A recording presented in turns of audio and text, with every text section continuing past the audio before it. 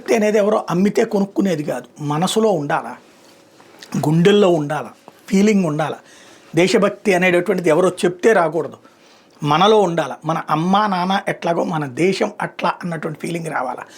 దేశం ఫస్ట్, మనం నెక్స్ట్ అన్నటువంటి ఆలోచన రావాలి. అది లేనంతసేపు ఆ దేశాలకి ఇబ్బందిగానే ఉంటుంది. ఇది ఎందుకు చెప్పాల్సి వస్తుందంటే అట్లాంటి ఒక రూపం, ఆ మాటలకు ఒక రూపం వస్తే అజిత్ దోవల్ రూపంలో కనబడుతుంది మనకి. గూఢచారి అయినటువంటి అజిత్ దోవల్ తాజాగా చైనాకి సంబంధించి ఒక కీలకమైన అంశం చెప్పుకొచ్చారు. 5G చైనాలో రావడానికి 12 సంవత్సరాలు పట్టింది. $300 బిలియన్ ఖర్చు పెట్టింది. అది $300 బిలియన్.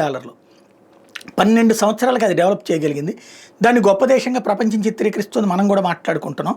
అదే భారతదేశం 2.5 సంవత్సరాల్లో భారతీయ సొంత తయారీ కనిపెట్టింది, చేసి చూపెట్టింది. వాళ్ళ ప్రతి పట్టణంలో కూడా 5G సర్వీసెస్ వచ్చినాయి. ఇది భారత్ యొక్క శక్తి. ఇలాంటి మాట మాట్లాడగలిగి అంత చక్కటి ఇన్ఫర్మేషన్ ఇవ్వగలిగిన వాళ్ళు ఎవరున్నారు?